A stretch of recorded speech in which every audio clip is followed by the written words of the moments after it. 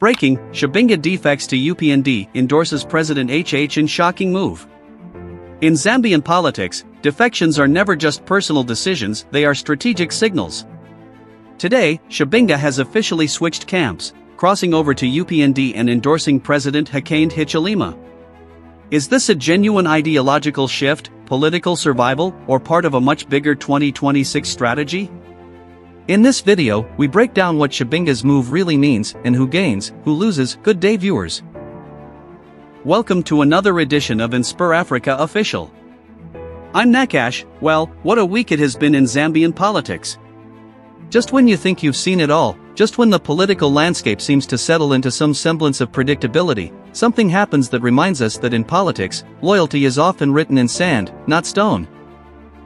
Today, we bring you a story that has sent shockwaves through the corridors of power, a story that has left political analysts scrambling to recalibrate their predictions, a story that raises fundamental questions about allegiance, principle, and political survival in modern Zambia. Imagine this: a figure who once stood shoulder to shoulder with the opposition, who campaigned vigorously against the current administration, who rallied supporters with fiery speeches denouncing government policy. Now standing on the same platform as President Hakainde Hichilema, singing a completely different tune. Picture the betrayal felt by former comrades. Envision the confusion among supporters who believed in an unwavering commitment to opposition politics. Consider the strategic calculations, the midnight meetings, the whispered conversations that must have preceded such a monumental decision. What drives a politician to cross the floor? What promises were made behind closed doors?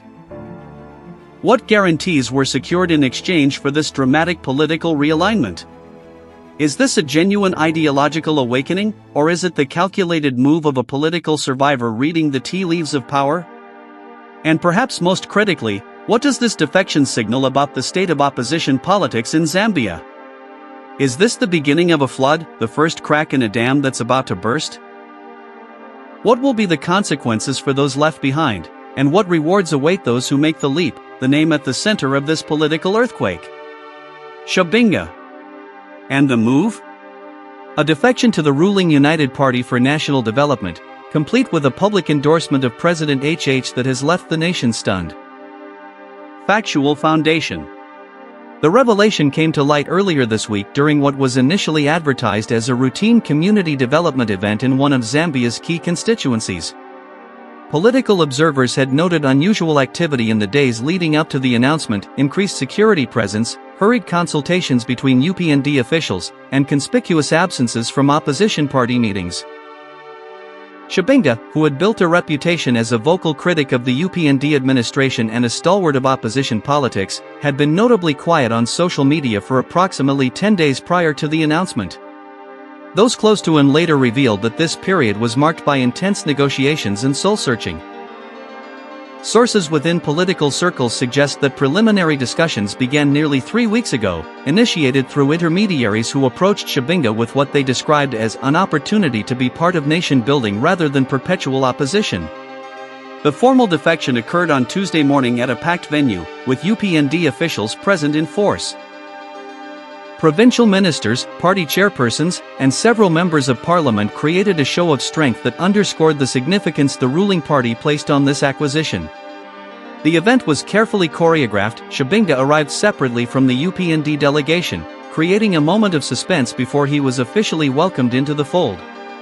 What made this defection particularly significant was Chabinga's profile. He wasn't a peripheral figure or a disgruntled backbencher. He had been a prominent voice in opposition circles, someone who had actively campaigned in multiple election cycles, who had built grassroots support, and who had been mentioned as a potential candidate for significant positions within the opposition leadership structure. The announcement itself came in 2 phases. First, Chabinga's declaration of his decision to join UPND, citing what he called a realization that development transcends party politics. Then, more dramatically, came his full-throated endorsement of President Hakainde Hichilema's leadership, praising policies he had previously criticized and committing to work within the ruling party framework to advance community interests. Direct evidence. The most revealing moments came when Chabinga addressed the gathering directly, his words captured on multiple video recordings that have since gone viral across Zambian social media platforms. Standing at the podium, visibly emotional, Chabinga began. Today, I stand before you not as a man who has abandoned his principles, but as someone who has come to understand that true service to the people requires us to be where decisions are made, where development is planned, where resources are allocated. He continued, his voice gaining strength. For years, I have stood on the other side.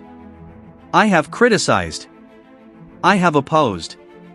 I have questioned every move made by this administration. But in doing so, in being perpetually in opposition, I asked myself, what have I actually delivered to the people who believe in me? What tangible development have I brought to the communities that support me? When pressed by journalists present at the event about the timing of his decision, Chabinga responded, "The timing is never perfect in politics, is it? Some will say I should have done this earlier. Others will say I should have stayed where I was. But I can tell you this. I have watched President Hichilema's approach to governance. I have seen, despite my criticisms, despite my opposition, how the man has remained focused on development, on infrastructure, on creating opportunities. And I asked myself, so, am I opposing for the sake of opposition, or am I genuinely interested in seeing Zambia move forward?" A particularly striking exchange occurred when a reporter asked directly, "Are you saying your previous criticisms of the UPND were unfounded?" Chabinga paused, then responded carefully, "I'm saying that in politics we sometimes see things through the lens of our party loyalty. We amplify problems, we minimize achievements. That's the nature of opposition politics. But when you step back, when you look at the bigger picture, you realize that some of the policies I criticized, the economic reforms, the debt restructuring, the anti-corruption measures, these are actually in the national interest. I may have disagreed with the pace or the implementation, but the direction? The direction is correct." When a UPND official at the event asked him to speak about President HH specifically, Chabinga's tone shifted to one of unmistakable endorsement. "President Hakainde Hichilema is, let me be very clear about this, he is a leader who has demonstrated resilience, vision, and an unwavering commitment to democratic principles. I have opposed him, yes. I have questioned his decisions, yes. But I have never questioned his love for this country. And now, having had the opportunity to engage with him and his team more closely, I can say without reservation that this is the leadership Zambia needs at this critical moment in our history." The president himself, speaking later that day at a separate event, welcomed Chabinga's decision with characteristic diplomacy. "Our government is not about exclusion. It's about inclusion. It's about bringing together all Zambians, regardless of their political past, to work toward our collective future." Chabinga's decision shows maturity and puts country above party. That is the kind of patriotism we need. Deeper analysis. This defection raises profound questions about the state of political opposition in Zambia and the forces reshaping the country's democratic landscape. From a strategic perspective, Chabinga's move highlights a challenge facing opposition parties. How do you maintain cohesion and loyalty when the ruling party controls resources, patronage, and the machinery of government? Political analyst Dr. Mwamba Chanda, speaking on a local radio program, noted, "This is not just about Chabinga. This is about the structural advantages incumbency provides in African politics. When you're in opposition, you're selling hope and promises. When you're in government, you're dispensing tangible benefits. That asymmetry creates powerful incentives for defection." The reaction from opposition circles has been swift and predictably harsh. Former colleagues have accused Chabinga of betrayal, of selling out, of being motivated purely by personal ambition rather than principle. Social media has been flooded with criticism, with hashtags condemning political opportunism trending across platforms. One opposition member of parliament, speaking on condition of anonymity, stated bitterly, "We invested in him. We supported him. We believed he shared our vision for Zambia. Now we see he was just waiting for the right price." However, not all analysis has been negative. Some observers argue that Chabinga's defection represents a maturing of Zambian democracy, a move away from tribal and personality-based politics toward a more fluid, issue-based political culture. Political commentator Ruth Nalishibo wrote in her column, Perhaps we should celebrate politicians who are willing to change their minds when convinced by evidence and results rather than remain rigidly opposed regardless of performance. Flexibility shouldn't automatically be condemned as opportunism. The legal and procedural questions are also significant.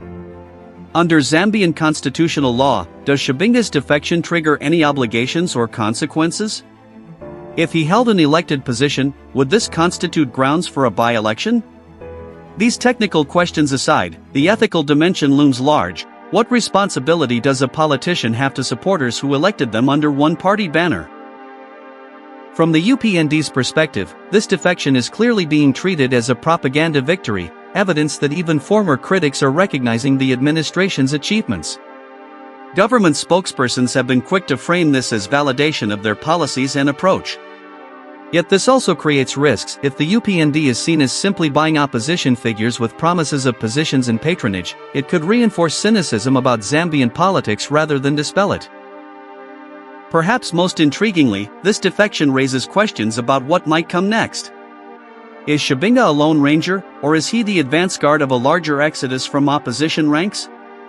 Political sources suggest that at least 3 other prominent opposition figures are reconsidering their positions, though names remain unconfirmed.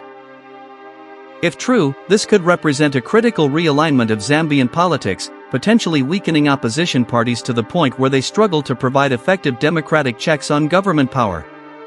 There's also the question of what Chabinga was promised, if anything. While both he and UPND officials insist the move was driven purely by principle and patriotism, political realism suggests that concrete inducements typically accompany such dramatic switches. Will Chabinga receive a ministerial appointment? A diplomatic posting? Party positions? Control over constituency development funds? The answers to these questions will reveal much about the true nature of this transaction. And there you have it, viewers. A political defection that has captured the nation's attention, sparked fierce debate, and raised fundamental questions about loyalty, principle, and power in contemporary Zambian politics. Whether you view Chabinga as a pragmatist who has recognized reality or as an opportunist who has abandoned principle, one thing is certain: this story is far from over. The consequences of this defection will ripple through Zambian politics for months, perhaps years to come. We want to hear from you. What do you make of Chabinga's move? Is this principled pragmatism or naked opportunism? Does it strengthen or weaken Zambian democracy?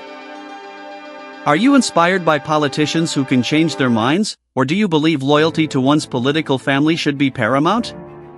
Drop your thoughts in the comments below. Let's have a robust, respectful debate about the direction of our politics. Thank you so much for watching another edition of InspirAfrica Official. We'll be back tomorrow with more news, more analysis, and more of the stories that shape our continent. Until then, stay informed, stay engaged, and keep asking the tough questions. This is Nakash, signing off.